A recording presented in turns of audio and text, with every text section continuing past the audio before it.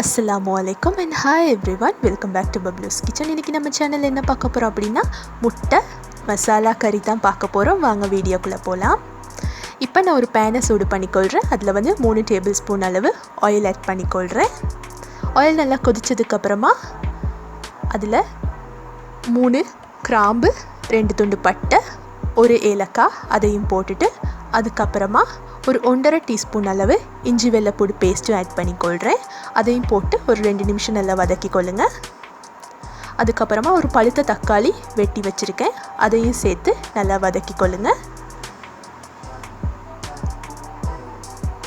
இப்போ கறிக்கு தேவையான அளவு உப்பு ஆட் பண்ணிக்கொள்கிறேன். எல்லாத்தையும் சேர்த்து நல்லா மிக்ஸ் பண்ணிக்கொள்ளுங்க.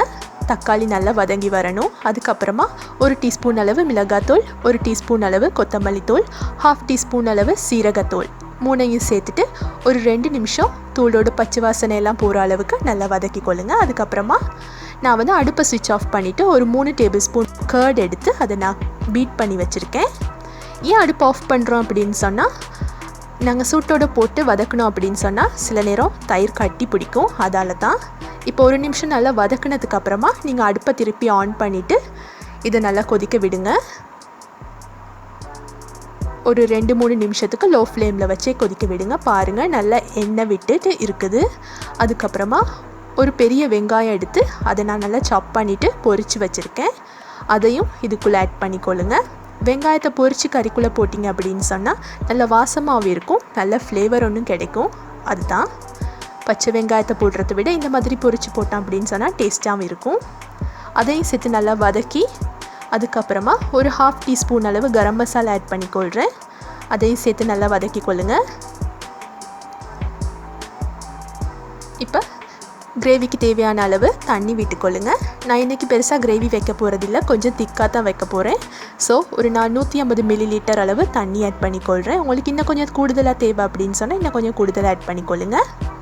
இப்போ இதை நல்லா கொதிக்க விடலாம். பாருங்கள் எண்ணெய் நல்லா பிரிஞ்சு வந்துட்டு அதுக்கப்புறமா நான் ஒரு 5 முட்டை எடுத்து பாயில் பண்ணி வச்சுருக்கேன், அதையும் இதில் ஆட் பண்ணிக்கொள்ளலாம். மஞ்சக்கரு கிரேவியில் படுற மாதிரி ஆட் பண்ணிக்கொள்ளுங்க. இப்போ இதை அப்படியே நாங்கள் கொஞ்சம் நேரம் கொதிக்க விடலாம், ஒரு 2 மினிட்ஸ் மாதிரி. 2 மினிட்ஸ் நல்லா கொதிச்சதுக்கப்புறமா அதை திருப்பி போட்டு இன்னொரு 2 மினிட்ஸ் கொதிக்க வச்சு இறக்குனீங்க அப்படின்னு சொன்னால் சூப்பரான முட்டை கிரேவி ரெடி ஆயிரும். நல்ல டேஸ்ட்டாகவும் இருக்கும், சூப்பராக இருக்கும். நீங்களும் கட்டாயம் வீட்டில் ட்ரை பண்ணி பாருங்கள்.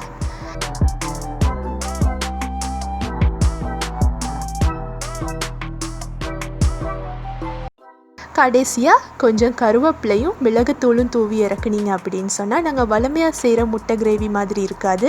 இது நல்லா ஃப்ளேவர்ஃபுல்லாகவும் நல்லாவும் இருக்கும். பிகாஸ் நாங்கள் இதில் பொரிச்ச வெங்காயம் அதுக்கப்புறமா தயிர் அதெல்லாம் சேர்த்துருக்கிறதால நல்லா பார்க்கவும் நல்லா சூப்பராக இருக்கும்.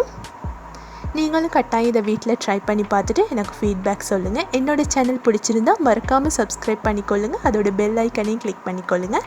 அப்போ தான் நான் போடுற வீடியோஸ் உங்களை உடனுக்குடனே வந்து சேரும். இன்னொரு நல்ல வீடியோவில் உங்களை எல்லாரையும் சந்திக்கிற வரைக்கும் டேக் கேர், பை.